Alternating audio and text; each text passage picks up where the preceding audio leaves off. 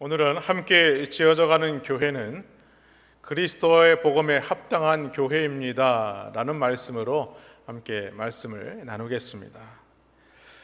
오늘 사도 바울은 27절에서 그리스도의 복음에 합당하게 생활하라 라고 말씀합니다. 여기 생활하라 라는 헬라어의 의미는 어떤 의미냐? 시민답게 행동하라, 처신하라 라는 말이죠. 다시 말해서 그리스도인답게 하나님 나라의 시민으로서의 삶을 살아갈 수 있어야 한다라는 말씀입니다.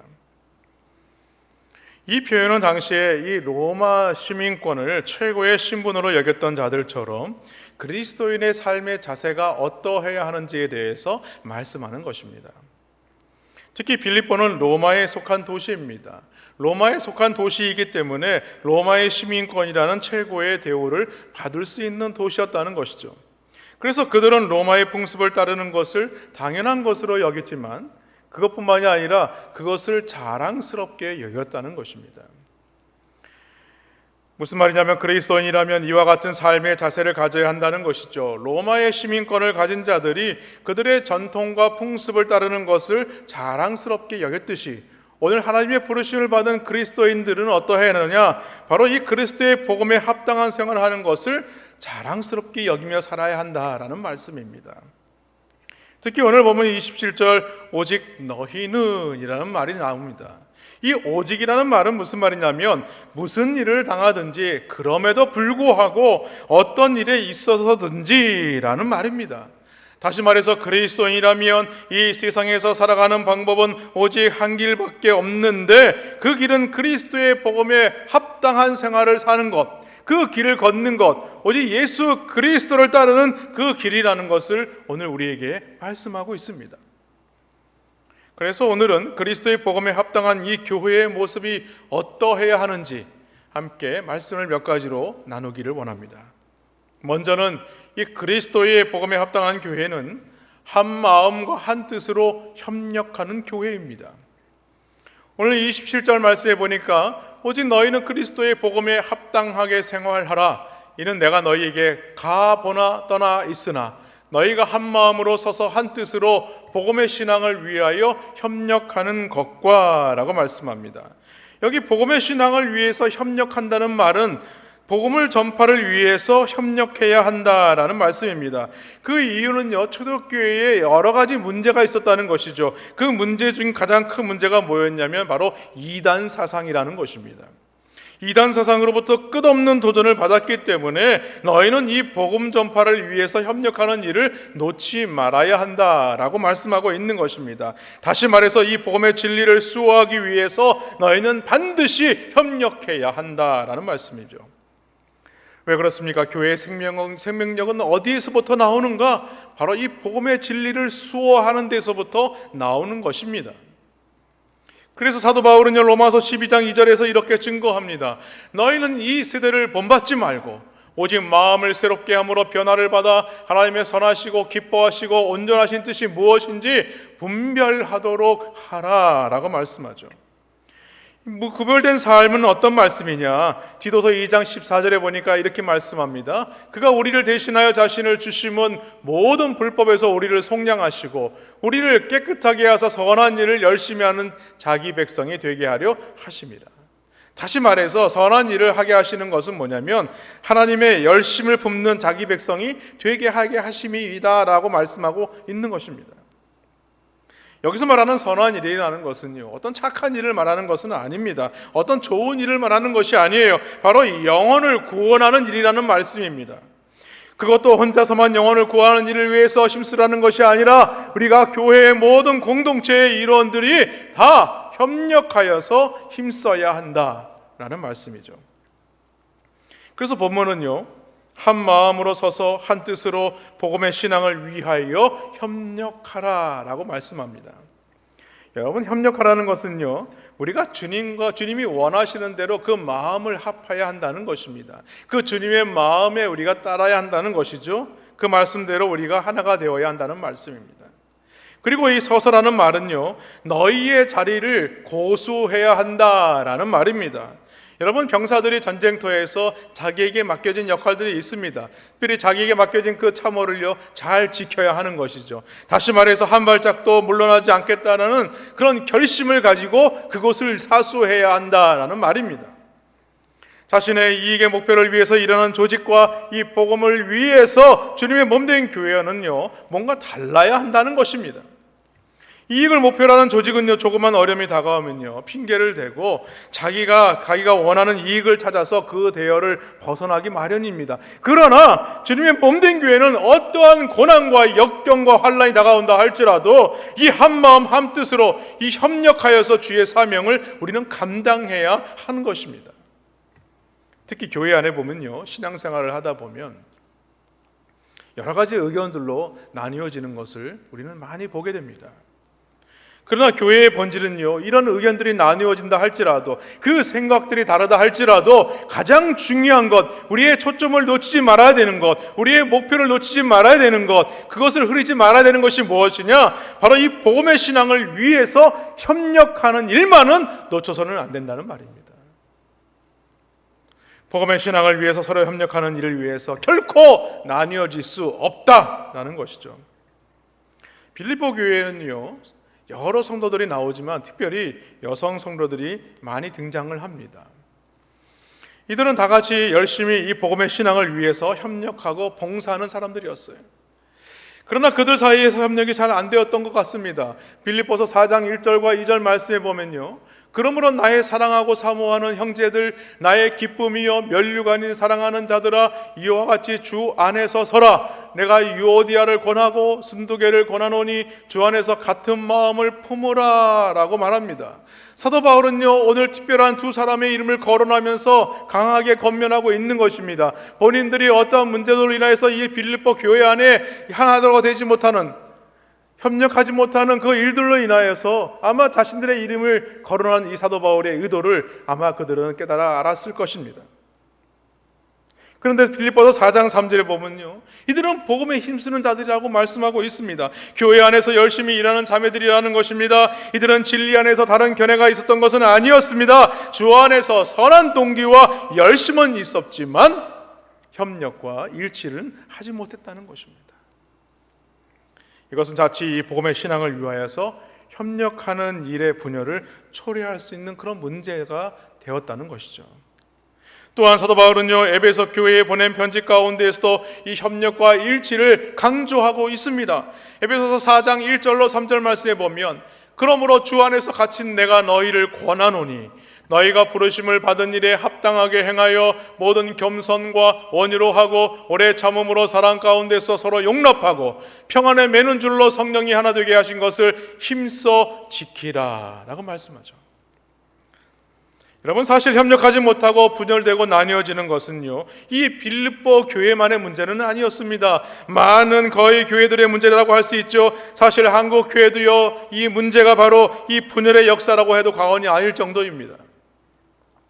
그러므로 협력과 일치는 매우 중요한 것입니다. 저들의 복음의 신앙을 위하여 협력해야 할 그 위치에 우리는 서 있다는 거예요. 그래서 이 협력이라는 것은 무엇을 말하느냐? 함께 싸운다라는 것을 말하는 것입니다.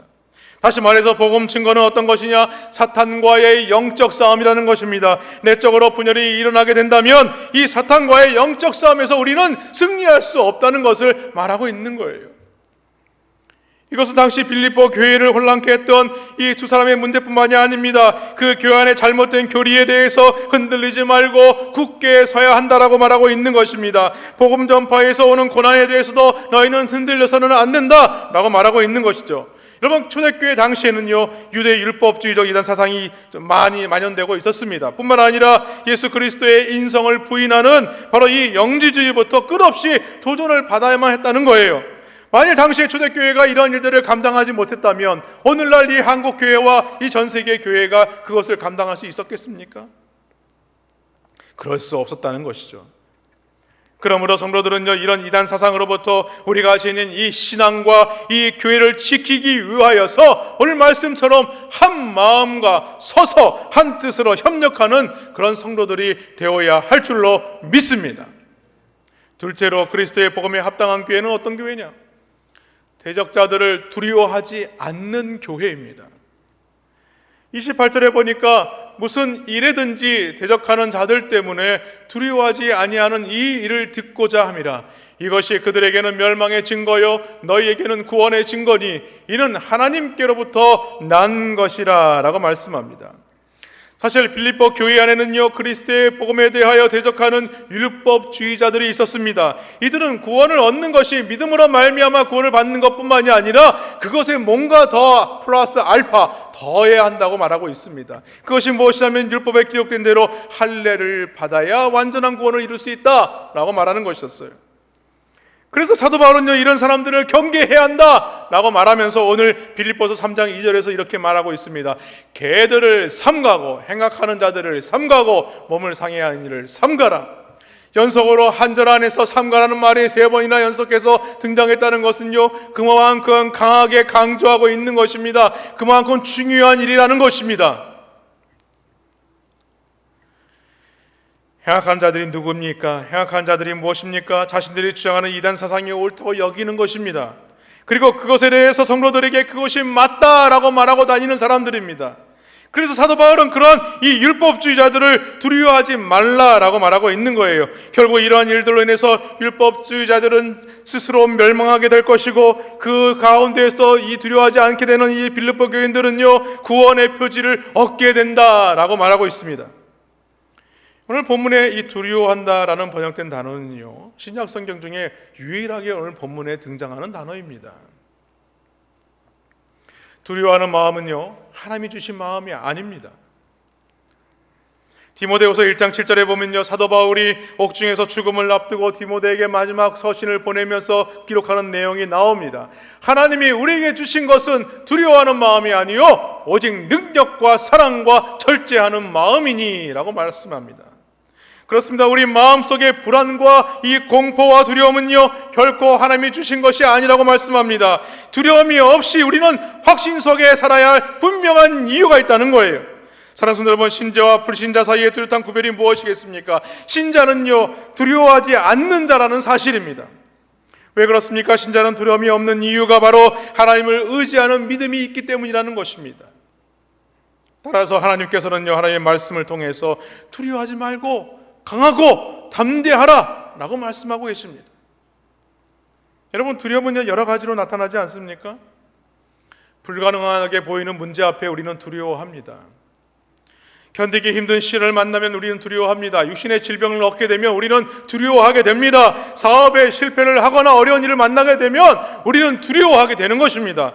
또한 죽음에 대한 두려움이 있습니다. 미래에 대한 장래에 대한 두려움도 있습니다. 여러 종류의 두려움을 우리는 늘 맞닥뜨리면서 살아가고 있습니다. 그러나 이 모든 두려움의 이유는요 오직 하나입니다. 그것은 바로 하나님보다 이 세상의 문제들을 더 크게 보기 때문에 그렇습니다. 어떤 문제도 해결하실 수 있는 크신 하나님을 우리가 바라보지 않고 이 세상의 문제들을 더 큰 것으로 바라보기 때문에 우리는 그 문제로 말미암아 두려워하게 된다는 것입니다. 왜 하나님보다 이 세상의 문제를 더 크게 보는 것일까요? 그 이유는요 우리가 하나님의 은혜에 거하는 삶을 살지 않기 때문에 그렇습니다. 날마다 하나님의 주시는 은혜로 말미암아 공급받는 삶을 살게 하시고 하나님의 능력으로 말미암아 살아가는 믿음의 삶을 이어받는 삶을 살아야 되는데 불구하고 우리가 그 삶 가운데 나아가지 못한다는 거예요. 당연히 하나님의 은혜와 멀어지게 되고 결국은 문제 속에 빠지게 되니까 하나님이 보이지 않는 것입니다. 그러므로 우리는 어려운 문제에 직면하게 될 때 가장 먼저 해야 할 일이 무엇입니까? 문제를 바라보는 것이 아니라 문제 가운데 계시는 그 하나님을 우리는 바라보아야만 하는 것입니다. 우리를 위하여 피와 땀과 진액을 다 쏟아주신 그 십자가에 달리신 예수 그리스도를 우리는 바라보아야 하는 것입니다. 또한 이 어려운 하나님을 통해서 하나님께서 나에게 말씀하시고 하고자 하시는 하나님의 뜻이 어디 있는지 그 뜻을 우리는 분별해야 하는 것입니다. 그렇습니다. 문제와 시련을 통해서 우리는 하나님의 음성을 듣는 지혜가 필요한 것입니다. 그래야 우리는 이 두려움을 이겨낼 수 있는 것입니다. 마태복음 10장 28절에 보면 예수님은 두려움에 대해서 이렇게 말씀합니다. 몸은 죽여도 영혼은 능히 죽이지 못하는 자들을 두려워하지 말고 오직 몸과 영혼을 능히 지옥에 멸할 수 있는 이를 두려워하라. 우리의 몸과 영혼을 지옥에 죽일 수, 멸할 수 있는 분이 누구입니까? 오직 우리 하나님뿐이시라는 거예요. 그 하나님이 더 크다는 것입니다. 문제는 하나님 앞에 아무것도 아니라는 겁니다. 여러분, 민수기 13장과 14장에 보면요, 바로 이 12정탐꾼에 관한 이야기가 나옵니다. 12정탐꾼들이 가나안을 정탐하고 돌아와서 보고를 하게 되죠. 12정탐꾼들은요, 적들과 비교를 해서 자신들이 메뚜기와 같다라고 말을 합니다. 그러나 2명의 정탐꾼 여호수아와 갈렙은요, 그들을 바라보면서 그들은 우리의 밥이다라고 말을 하죠. 왜 그들을 두려워하지 않고 그들을 밥이라고 얘기할 수 있었습니까? 그것은 바로 하나님께서 이 땅을 우리에게 주시기로 약속을 하셨다는 것을 믿음으로 받았기 때문입니다. 그렇습니다. 우리는 당하는 모든 문제는요, 우리가 하나님을 의지하느냐, 그렇게 의지하지 못하느냐에 달려 있는 것입니다. 사랑하는 성도 여러분, 성도는요, 결코 두려움에 떠는 자가 아닙니다. 믿음으로 하나님의 말씀을 의지하며 나아갈 때에 하나님은 우리와 함께 하심으로 말미암아 이 모든 것 가운데 넉넉히 이기게 하실 줄로 믿습니다. 여러분, 골리앗과 다윗의 싸움을 보면요, 우리는 확신할 수 없는 싸움이라는 것을 너무나도 잘 알아요. 인간적으로 보면요, 거의 불가능한 싸움입니다. 그러나 다윗은요, 여호와를 의지함으로 나아갔습니다. 그 여호와를 의지함으로 말미암아 전혀 그는 두려움이 없이 이 골리앗과 싸우게 되었고, 하나님은 이 다윗을 통하여서 승리의 역사를 맛보게 하신 것입니다. 시편 3편 6절에 보면 이러한 다윗의 신앙이 잘 나타나고 있습니다. 천만인이 나를 에워싸 진친다 할지라도 나는 두려워하지 아니하리로다 라고 말씀하고 있습니다.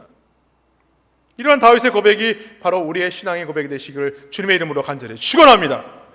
그래서 사도 바울은요, 로마서 8장 35절과 39절에서 이 모든 일들이 나에 대한 하나님의 사랑의 표현이다라고 말합니다. 누가 우리를 그리스도의 사랑에서 끊으리요? 환난이나 공고나 박해나 기근이나 적신이나 위험이나 칼이랴.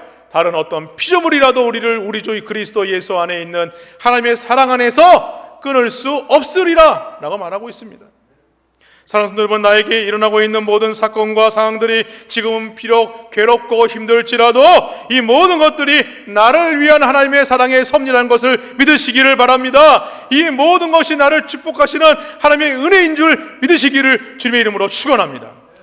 마지막으로 그리스도의 복음에 합당한 교회는 어떤 교회냐?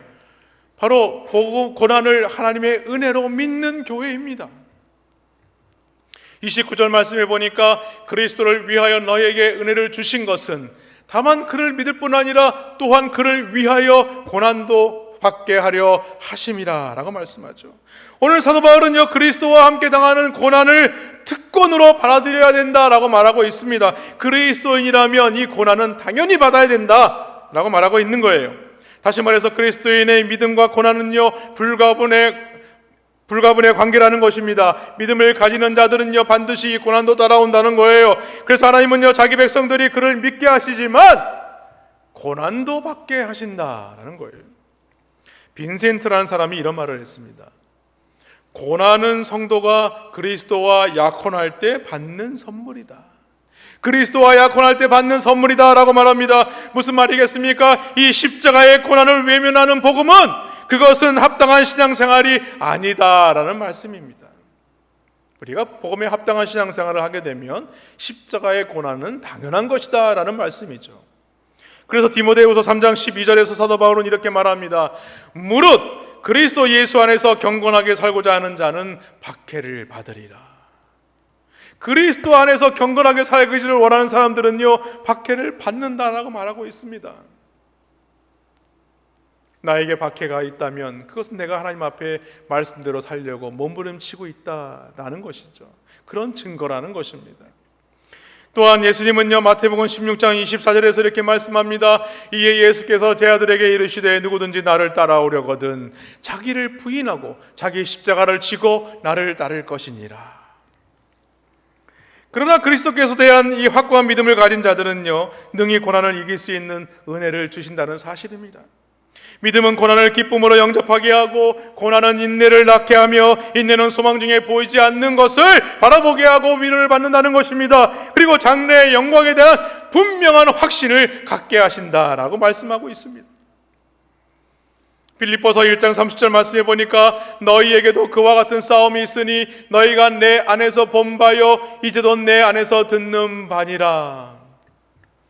이 얘기는 무슨 말씀이겠습니까? 사도 바울이 이 복음을 증거하면서 자신이 복음에 합당한 생활을 하다 보니까 많은 고난과 어려움을 겪고 고통을 당하였지만 이제는 빌립보 교회 너희들을 보니까 너희가 그렇게 하나님의 말씀대로 살려고 몸부림치는 모습을 통해서 고난을 받고 있구나라고 말하고 있는 것입니다. 그러므로 예수님도요 마태복음 5장 11절과 12절에서 이렇게 말씀합니다. 나로 말미암아 너희를 욕하고 박해하고 거짓으로 너희를 거슬러 모든 악한 말을 할 때에는 너희에게 복이 있나니 기뻐하고 즐거워하라. 하늘에서 너희의 상이 큼이라. 너희 전에 있던 선지자들도 이같이 박해하였느니라. 너희만 지금 박해를 받고 있는 것이 아니라는 것입니다. 나로 인해서 박해를 받는 것은 너희들뿐만 아니라 이전에 많은 믿음의 선배들도 그러한 박해를 받았다는 것입니다. 사랑하는 성도 여러분, 고난에 참여하는 것은요 그리스도의 영광에 참여하는 것이라는 사실을 믿으시기를 주님의 이름으로 축원합니다. 로마서 8장 17절에 보면요 이를 증명하는 말씀이 나옵니다. 자녀이면 또한 상속자 곧 하나님의 상속자요 그리스도와 함께한 상속자니 우리가 그와 함께 영광을 받기 위하여 고난도 함께 받아야 할 것이니라. 우리가 분명히 받아야 할 것이 무엇입니까? 바로 하나님의 기업을 받은 상속자라는 것입니다. 영원한 하나님의 천국을 소유한 하나님의 상속자라는 거예요. 그러므로 그 상속받은 자들은요 우리에게 허락한 이 고난도 받아야 한다라고 말하고 있는 것입니다. 그래서 사도 바울은요 골로새서 1장 24절에서 이렇게 말합니다. 나는 이제 너희를 위하여 받는 괴로움을 기뻐하고 그리스도의 남은 고난을 그의 몸된 교회를 위하여 내 육체에 채우노라 라고 말하고 있습니다.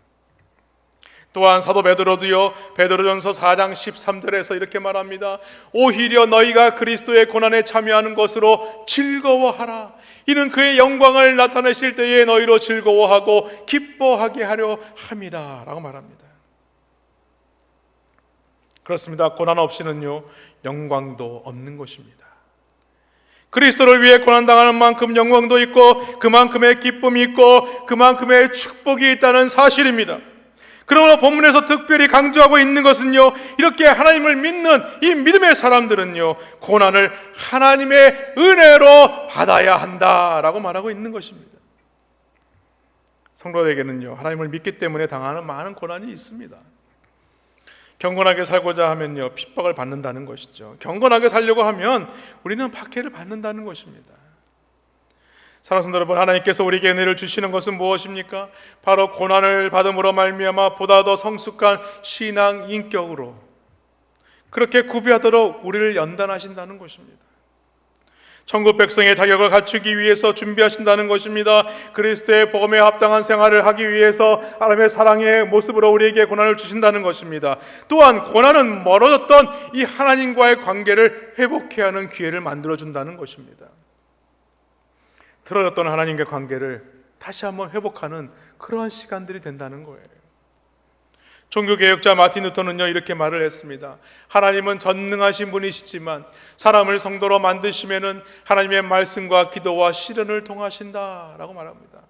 하나님은 전능하신 분이라는 거예요. 하나님은 못 이루실 분이 아니라는 거예요. 이 온 우주 만물을 창조하시고 우리 인간을 창조하신 그 하나님이시라는 것이죠. 하나님은 우리를 고난 가운데 두지 않아도 우리를 완전한 성도로 그리스도로 우리 그리스도인들로 만드실 수 있는 분이십니다. 그럼에도 불구하고 오늘 하나님은요 하나님의 말씀과 기도를 통해서 그 시련을 통하여 하나님의 성도로 만들어 가신다라고 말씀하고 있는 것입니다. 수년 전에 저희 아이들과 함께 남해에 있는 나비 생태공원에 간 적이 있었습니다. 거기에 보면 테이블 위에 수많은 이 누에꽃이들이 테이블 위에 매달려 있었는데요. 어떤 누에꽃이는 막 흔들리는 거예요. 그리고 어떤 누에꽃이는 조금 입구가 열린 누에꽃도 있었어요. 그러면서 그 입구 조금 열려진 그 입구를 향하여서 막 몸부림치면서 몸을 비틀면서 막 그 나비가 그 누에고치를 탈피하려고 애를 쓰는 모습을 볼 수 있었습니다. 그런데 그때 그것을 안내하시는 분이 이런 말씀을 하는 거였어요. 큰 나비가 작은 구멍으로 나오는 고통을 고통으로 여겨서는 안 된다는 것이었습니다. 왜냐하면 그 고통스럽게 나오는 나비를 안타깝게 여겨서 그 구멍을 인위적으로 사람이 넓혀주게 되면 이 나비는 평생 날아다니지 못하고 테이블을 기어다니는 그런 삶을 살 수밖에 없다는 거라고 말하는 것이었습니다. 다시 말해서 이 나비가 그 작은 구멍에서 고생하면서 나가는 과정을 통해서 신체의 영양분을 날개에 골고루 보내게 되고 또 날개도 구멍에서 마찰을 통해서 튼튼해진다는 것을 말하는 것이었습니다. 이처럼 주님께서 우리 성도들에게 시험을 허락하시는 것은 무엇이냐? 성도들을 온전케 하시기 위함이라는 것입니다. 고난은요 하나님의 은혜의 선물이요 은혜의 방편이라는 것을 우리에게 오늘 말씀하고 있는 것입니다. 그렇습니다. 하나님은요 고난을 통해서 성도들을 훈련시키시고 연단시키십니다. 그 이유는 바로 성도들을 신앙의 인격을 자라게 하시기 위함이라는 거예요. 그리고 궁극적으로는 우리에게 무엇을 요구하시는 것입니까? 바로 예수 그리스도를 닮게 하시기 원하신다는 말씀이에요. 따라서 하나님께서 우리에게 허락하신 이 고난은요 하나님의 은혜인 줄 믿으시고 믿음으로 받으시기를 주님의 이름으로 축원합니다. 로마서 17장 하반절과 18장 말씀에 보면 이렇게 말씀하죠. 우리가 그와 함께 영광을 받기 위하여 고난도 함께 받아야 할 것이니라. 생각하건대 현재의 고난은 장차 우리에게 나타날 영광과 비교할 수 없도다 라고 말하고 있습니다. 그러므로 우리 그리스도의 복음에 합당한 생활은 무엇이냐? 고난을 하나님의 은혜로 받는 것이다, 이 말씀입니다. 사도 바울은요 빌립보 교인들이 고난을 하나님의 은혜로 받으라고 지금 권면하고 있는 것입니다. 말씀을 맺습니다. 복음에 합당하게 살려면요 꼭 필요한 것이 있습니다. 오늘 29절 말씀 하반절에 그를 위하여 고난도 받게 하려 하심이라. 사랑하는 성도 여러분, 십자가 없이는요 면류관도 없는 것입니다. 십자가의 고난이 없으면요 우리는 면류관도 얻을 수 없는 것입니다.